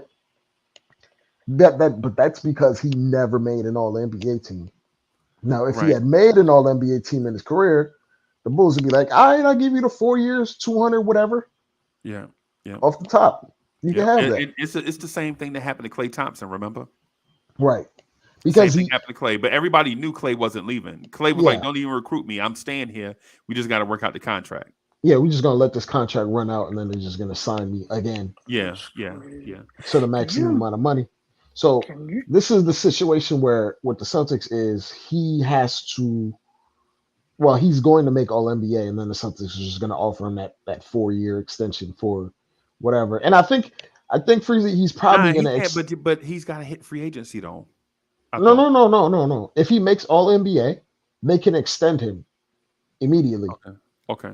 But if he does not, and he wants to make the maximum amount of money, he's just going to have to play his contract out next year. Next year, right? Right. Okay. But if he makes All NBA this summer, they can extend him this He summer. will. Yeah. So, and then and if I was him, I would still accept it because I'm still what, 26, 27. A 4 year deal, a max. He exits that contract at 31. If he has a player option, he might exit it at 31, 30, Right. and then he can try test his luck to get in another extension. Right. Or if he gets traded, he still has his bird right, so he can get another max. So he's probably gonna try to get an extension where it's like 3 and 1 year player option, so he can hop up out of it at Can age you? Right. 31, But you 30. can't get max money. The only way you can get max money is if you do max years. Is it really? Yep. Oh, so the only way. Oh, okay. So then he's gonna. Hmm. Well, that's Yeah, up. because That's up to think him. about it, if they could, people would take the max money in 2 years. Cats be making 80 million. I mean, Mm, LeBron does that though. Yeah, well, LeBron does the 2+1 because LeBron is going to be the biggest free agent on the market every year that he hits free agency. It's the same thing Kevin Durant does. And well, yeah, he does the 2+1 because also like, yeah, there's a different max. There's like a 10-year max or something like that Yep. that And he has access to. Yeah. And Jaylen Brown doesn't have access to that 10-year veterans max Right. that Kevin Right. Durant has. Can you imagine how exciting it would be if the Knicks front office could steal Jaylen Brown to New York? But that's summer of 24, right? Um, For that well, to happen, because Jaylen Brown won't be available this summer, right? damn, the time flies, but yes, summer of 24 if he doesn't extend. Right. Right. But I would say, I it's would looking like say, they're gonna probably extend him. And yeah, then, they No, and got then to. he's gonna get he's just gonna if he leaves he's gonna request a trade probably in Man, that order. and so the thing is everything that we say for everybody else, we got to apply it to Jaylen Brown just to be consistent. Mhm. All the narratives that you guys have and that the chat whips up and puts in the chat, we have to apply it to Jaylen Brown. Narrative number 1: Boston's not going to allow Jaylen Brown to go to a team in their own division. That's narrative number 1, right? Unless we grotesquely overpay like the whole unless he decides to come here and you know how that goes because that's basically what Harden did, but they had to grotesquely overpay. Right. Narrative number 2 is rivals don't make trades with each other. True. Right. Okay, there is no Nets Sixers rivalry. There is a Right. Celtics Knicks rivalry. Right. There is When's a the last Knicks. time? When's the last time you There's a saw Knicks Nets Boston and the rivalry. Knicks make a trade? Have they ever made a trade? Yes, they have one. It's a recent one. Y'all keep forgetting about it. They made a trade. Yes, Oh, Fournier. Fournier. Right. We traded 2 second-round picks and a trade exception to the Celtics for They fleeced us. and Evan Yikes. Fournier. They fleeced us. Yes. 2 second-round picks and a trade exception They're for a like, dude you sitting on our really bench. wanted him that bad? I mean, okay. Thank you, Leon Rose. Ugh, now we gotta wait for his contract or And try bro, to you move remember how him. excited we were about Evan Fournier in the first game he played as a Knick? It's like we got shooters now. I remember Yeah, the first game we played against. Was it against the Magic? No, it was against Boston. First It game of the was season. it was against Double Boston overtime.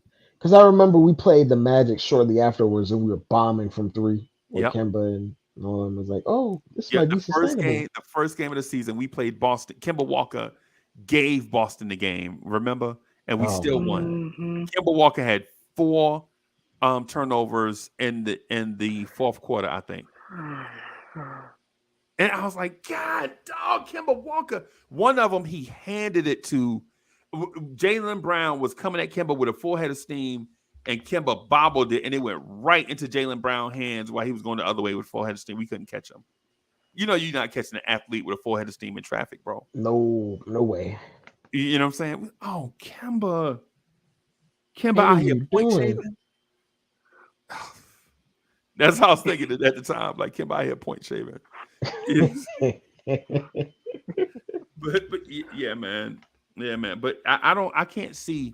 But that's Evan Fournier. Can you see a world in which the Boston Celtics trade their second best player to the Knicks?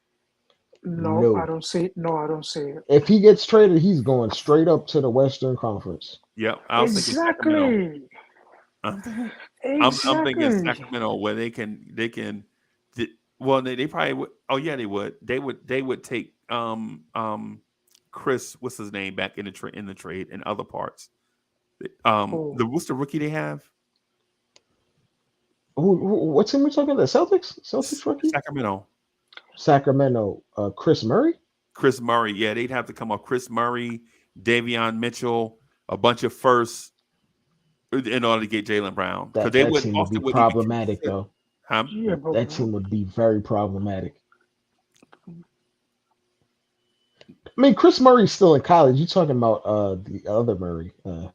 Keegan Murray? Yeah, Keegan Murray. There we go.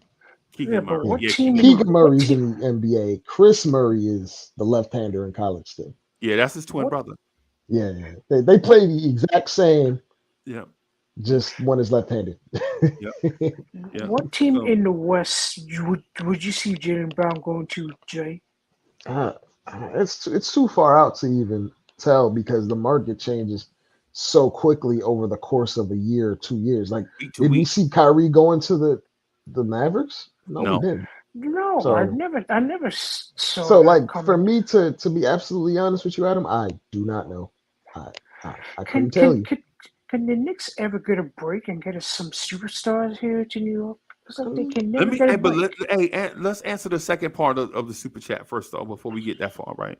The right. second part was also, what's your favorite Knicks jersey?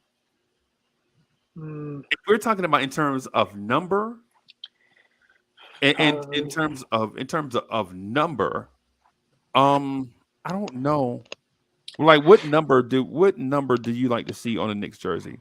And then Well, we'll talk is he? about I think he's design. I'm not asking, sure. I think he's asking like what iteration, like the '99 Knicks jersey or the or the jersey in the or the or the '80s with or the the Yankees recent. logo on it, or I think something like he's that.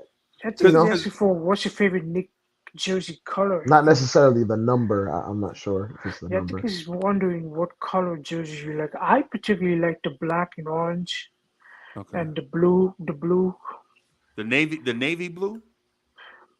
yeah. When the I'm when the when the when the I'm Knicks have that floor on the home court, yeah. the orange and black color. I like when they have that black and orange jersey on. That's my I'm favorite jersey. I'm biased to the jersey that I came to love basketball in. So like anywhere from 97, 98, 99. Those jerseys are kind of iconic to me. Okay. With the wide piping on the side, with the New York emboldened on the The chest. Chris Childs jersey. Yeah, Yeah. those. The Allen Um, Houston jerseys. I, I would say I really like the Kristaps Porzingis City Edition jersey, the one shouting out the fire department and all of that on it. I like those. They were like they were like they A were navy navy blue. blue. They Yeah, were navy blue with the circular logoing with the lettering yeah. I kind of around it like with that, the and I fire like the department logo on the chest. and I like the navy blue kit jerseys from this year too. I mean, they allude to the late '90s Knicks in Right, terms of certain styling. Like I want them to like fully commit to it. right. They're trying to modernize it a little bit, which I get. The most iconic though, I think, is the St. Patrick's Day jersey. I think we had a couple of them, but What those are like the late '90s ones, just in green, aren't just they? in green, right? Yeah, Yeah. yeah, Yeah. yeah, yeah, yeah. So I'm if I was gonna go back to I do the 1970s Knicks jerseys were pretty good, even though they were simple. right. What? They were very simple, but sometimes less is more. Um, yeah, I don't like. I ain't gonna lie. I saw them play in those uniforms in person, Oh, you and saw them, so you have another perspective. and to this day, it still makes my skin crawl, bro. Every time I see a grown man jump in those uniforms, I cringe of what I think is a possibility of what my bro. I just don't like seeing grown men run around in panties, bro, And tank tops. and tank tops, bro. Make it look like grown men got boob jobs, bro. I just it's just like I just it just make me feel uncomfortable, bro. What's up to GI in the chat? Yeah, GI was good, man. So I like those, but it's just yeah, I just the shorts are too short for me. And then to see when we I'm speaking mostly about the top part. I do like. I remember when the late '90s were coming up, and like the Lakers had changed their jersey to like modern piping, and like the shouldering was different, and the collar was different on the back. swear, yeah. Those- You talking about the FUBU unis. Remember FUBU did their uniforms one year? yeah, they Where they had had the the shiny triangle neck, jerseys. them in Jerseys were shiny Toronto. back then. Yeah, them in Toronto had the same jersey design, just different team stuff on it. Yeah, I think the You remember Mavericks did too. when Vince Carter had the purple on the front and the black on the back? Right. That's the same era. The FUBU did them and the Lakers, but the I Lakers didn't were know that. yeah, I didn't know that Fubu did yeah, NBA jersey. yeah. For like 1 year, they beat out Adidas, and people didn't like it, and so I think they went back to Adidas or somebody. But I liked it. I like those. I like the Vince Carter dunk contest unis. Remember the dunk contest unis? Right. I remember. Yeah, I mean, I like those. they look so modern compared to every other uniform at the time because they were more like the straps and the collar was like Square. streamlined. Yeah, Yeah, they were squared and like they just looked like they were from the future compared they to didn't look like tank tops.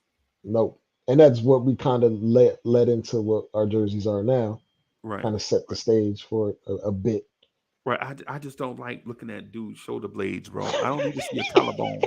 You know, this is too much, bro. You know what I'm saying? It's too much. Wear V-necks. Yes, they are. Yo, I was like, where we at the village? Bro, it's just too much. So I'm glad we did make that transition, right? So I'm glad we did make that transition. It's just when the Knicks modernize the Clyde uniforms, it's not the same. I didn't like those. Yeah, it's like taking the 70s uniforms and bringing them into today's NBA with the longer shorts and the broader shirts. You know what I'm saying? It's basically the cut on it. It was weird. So I just didn't. I didn't. The thing I didn't like was when they had those green and blue stripes on the side for like the 50s or 60s jerseys. Like we kind Oh of like God. modern. It was when Melo was here. I Yeah. don't know if you remember, but they had these stripes on the side. Yeah. I wasn't necessarily a fan of those in Um, particular. were you a fan of Melo? Yeah. I love Melo. Yes, I was. Uh, Some things I didn't agree with his game or how he necessarily operated on the court, but Melo was a star, a star. The more I think about, you know how in history we either make somebody a saint or a martyr. I think the more I think about Melo, the more I remove him out of that saint plateau. Mm. And it's like how people think about Pat Ewing or John Starks. Like a dude called in Starks owe me one. You know what I'm saying? Yo, Uncle Freeze, I don't care. RJ Barrett, a shooting guard that can't shoot. That dude. Mm. You know what I'm saying? They like, yo, these cats is like these that we think about like dudes like that. They think about the older guys in a different way now. It's like Melo was here, we paid him. It's not like Melo was here and bought us a chip. He played good, we paid him top dollar, and that's it. Yeah. You know what I'm saying? I know it's weird, right? Because it shouldn't be pound for pound. It shouldn't be, you know what I'm saying, about how much money you made. We never But we really had the most successful seasons here with him. yeah, and So you then can't really tie much when you've seen actual successful seasons right, with other guys. So I right. understand that perspective is just my view is so limited because I haven't seen very much success. So I kind of give Melo a little bit more grace. Yeah, you give him the what they call the bump. Yeah. You give Now him the if legacy I bump because right, you don't have a standard to go by. damn, that sounds so bad. But it's the truth though. Oh man. Like think about it. If think about it, if Bernard King had passed the torch directly to Melo, you would look at Melo different, Mm. right? But James White passed the torch to Melo. You know what I'm saying? So you like anything better than this movie right here? You know, anything better than Flight White? You know what I'm saying? So It's like I probably would view Melo differently as I get older if we have more successful seasons, particularly if we continue to just like if we have multiple years has of Melo ever been to the Eastern second. Conference Finals? No, So in Melo's entire career, he's been to the conference finals once in the Western Conference. on a loaded team, and they were the favorite, and they Were lost they to favorite against yeah, the Lakers? they were the number 2 seed in the West. But yeah, but I don't think they were the favorite against Yeah, the they were the Lakers. favorites, bro. Kobe didn't have nothing. It was just I Kobe. mean, Kobe had Powell. Kobe didn't have Powell. I'm pretty It sure. was Kobe and a bunch of Nah, it he was had Powell that year, man. That was the year when the Lakers came out on fire, and then they made the deal for Powell, and then they took off at the end of the season. okay. But yeah, that Powell was there. It was Powell and Andrew Bynum, Lamar Odom, Kobe. They were Lakers were the number 1 seed that year. nah, bro. I'm going to look at that right now. Denver was They number. had to have been No, I'm because they telling had you. home court that series. No, let me see. I'm gonna let me see. Denver. Let me look up Nuggets versus Lakers. WCF. I had to have been either that or the year before. Let me They see played what in the Western Conference Finals in 2020. Oh snap! I forgot. you got to go back before Oh that. boy. It was 2009. Yeah, it's 2009. Right. It was Yeah. 2009. Yeah, you're right. The Nuggets, the Lakers were the number 1 seed. Yeah, they Yeah, started out that year hot, and Kobe made that ultimatum like, "Yo, you need to get me a star up in here yeah, you're right right. now." And Yeah, then that's I when well, in hindsight, they didn't fleece Memphis, but at the time they fleeced Memphis, yeah, yeah. and you You're they know right. you know and I then they hate got Powell, and then they took off when they run and won 57 games or something like that. Then the next year they came back and were even better. They won like Okay, 60 something games the next year after that. man. I hate to say this, but I can never see this New York Knicks picking up any stars anytime Uh, soon. I'm with Adam. Because if you think about it, well, it depends anytime what you consider a star, Adam. That's well, if you think about it, any player like Kyrie or Kevin Durant or Steph or you stuff ain't going know nowhere. or Jimmy Butler or Delvin Booker or Dame, any one of these stars that you hear that want to be traded, they never say they want to be traded to New York. Never. I mean, So that's why I say that I can Donovan never see this Mitchell Knicks team behind the with. scenes was saying he wanted to be in New York. So I'm with Adam, and it's not even about the players. I'm thinking that superstars don't want to play for Tibbs. Exactly. I can agree with And the that. front office. They probably don't want to play for Tibbs and the front office. It takes a specific type of player to want to play for Tibbs. Luckily, we have like 2 or 3 of them that are our leading scorers at this current juncture.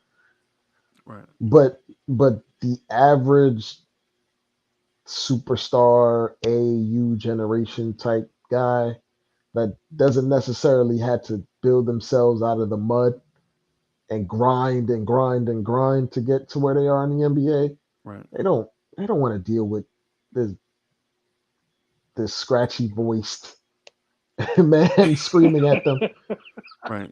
Nah. screaming ice, ice. Yeah. When you know Ice was the call. Ice was the call in the strategy meeting before the game. We know that. You ain't got to tell me Mhm. that. We got a bunch of guys that fit Tibbs, but Paul George ain't trying to come over here and play for Tom Thibodeau, Oh, man. he hurt too. He out for the season. Yeah, his knee. Well, I don't know if he out for the season, No, he got but a knee sprain. No, he out for. It's only 9 games left. yeah, but I mean the playoffs and everything because No. I'm talking about this. I'm talking about the season. reminded me. You know what it reminded me of? Remember when Giannis' knee bent backwards Yeah. against the Hawks? It Yeah. looked just like that. Now he Yeah. might be But Giannis lucky. went in there and got that shot in that knee, bro. He was good for a month. Yeah, he got that super serum, super soldier serum. That's what Yo, he got. and yo, I say that, man. No lie, I say that. I gotta I hurt myself one time. I went to the doctor, and the doctor gave me this shot, bro. And I felt better after the shot than I did before I got hurt. Like, is Oh this a my new knee? God. Yes, Adam, don't lie, Yeah. bro. It's some type of cortisone B12 mix. You know, B12 give you like that, and man. like tap into that energy reserve that you have. Like legit, you get that. I think it's a B12 shot. I'm not a doctor, so and I don't remember exactly, but it's like a cortisone shot. It stops you from feeling all the pain, right? And then like a second part to it gives you like this energy, like yo, it's like Mo told me one night. Miss Mocha told me one night. She was like, "Yo, you was in the room sleeping so hard, man. I had to turn the TV up." You know what I'm saying? Because you know what I'm saying. The shot, like legit, Dre. You sleeping like a baby. Yeah, what, bro? We was because what happened was I was working overtime at work. Right, I would go in at 6:30, work 6:30 to 5, and then our softball team used to have games at 6:30. So I get off at 5, go pick up my kids because the missus was working overtime too. So I get off at 5, go pick up the kids and shoot all the way out to the softball park that was like 30 minutes away to get there like right at when games start, right? I hit a ball in the gap, right? And so I'm a big dude. I'm not fast, right? So I hit a ball in the gap and I can see my homeboy DQ on coaching third. He's like, "You got it. Come on, come on." Yo, I hit the second base bag, and all I heard was like popcorn in my knee. Oh My no. God. Man, I Oh, fell to the no. ground, man, and grabbed my knee. And I jumped up trying to play because you know your kids watch it when you're a dad and your kids are like, 6 or 7 years old, they can't drive home, right? So it's like they see me hit the ground, man. My daughter start crying, "Daddy hurt." I jump up and I hop off. "Get off me, man. I'm good." You know what I'm saying? I'm good. They take me out the game. And while I'm walking, I can hear my knee clicking, like grinding. Right. Ooh. Right. So Man. kids crying. So I'm hurt. I got tears in my eyes. I'm trying to hold back because I'm tough. But my knee feel like it's trying to explode from the inside. And so I take them to McDonald's so that they can feel better. So for all the dads out there, all the ones that got kids, you already know what I'm talking about. So the next day I go to the doctor. The doctor say, "You sprained this, you did that. You got to do." I'm like, "Nah, man, we in the playoffs." I was like, "You ain't got no shot you can give me. Give me one of them Joe Namath shots." He's like, "There's no such thing, Uncle Freezy. There's no such thing as a Joe Namath shot." I'm like, "Well, what do y'all call it?" He's like, "You got to be specific." And so he started asking me these batteries. Does it feel arthritic? And he's looking at me in the eye. And I'm like, "Yeah, it feel arthritic." He's like, "Dude, such and such."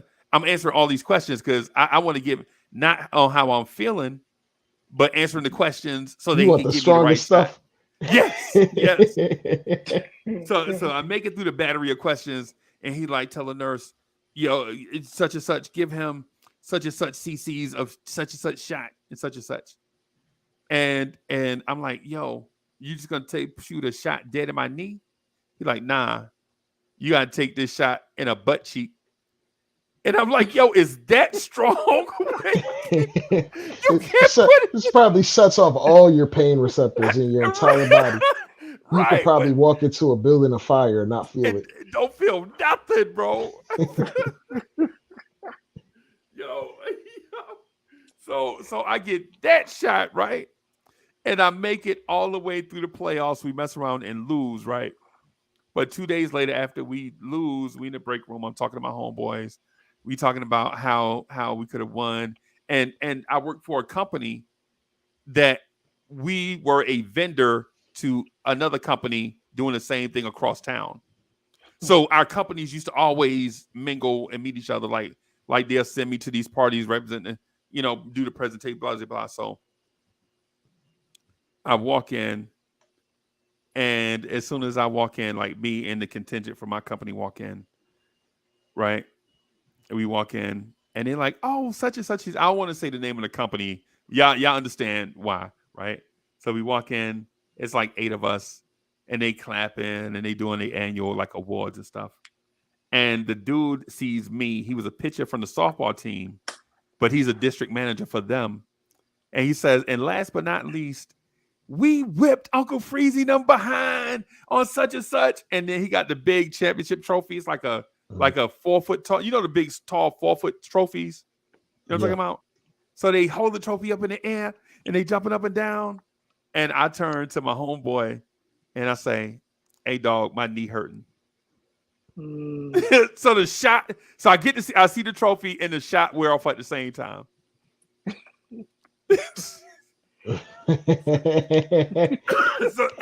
so anyway, yeah, that's probably the shot that Giannis took. You know what I'm saying? When he go in there. You know who else I think got that same shot? You remember Paul Pierce looked like he tore his ACL in the playoffs. They took him off on a wheelchair and he came back like 4 minutes later with all the energy in the world. Right. I think Paul Pierce had that shot on deck. You think The so? super soldier serum. Paul Pierce was on the ground grabbing his Achilles, I think. He was grabbing his, I think it's gone. I think it's gone. He couldn't put no pressure on it. They rolled a wheelchair. I have never seen a wheelchair. He said it was NBA his game. MCL. Okay. He said it was his MCL that he had sprained. Okay. And so they definitely gave him that shot and he came back out. The super soldier serum, and he came back out like man on fire. But anyways, man, let me wrap up here so I can go put this leg up, man. I'm gonna try to do the Knicks morning drive in the morning. I'm probably gonna be rocking with the Queen Bee also about 11:30. We're gonna have a lot of things to talk about on that. We'll probably do a live stream format kind of like this. And probably at about 9-ish or so, maybe 9:15, something like that, whatever, to recap the thing for today. Corey Lee, if you listening, I knew you wasn't coming after the show. Out. Yeah, after the game, he was like, asleep. "Yo, yeah, man, we gonna do this and we gonna do that and we gonna do this." And I was like, "Lee gonna go to sleep. You know he got work in the morning." He's probably dead asleep. Yeah, he probably knocked out. But speaking of knocked out, man, I'm ready to get me some sleep right now, man. I'll holler at y'all in the morning, man. Peace. Yeah, man. All right, peace, y'all. Later, Freeze.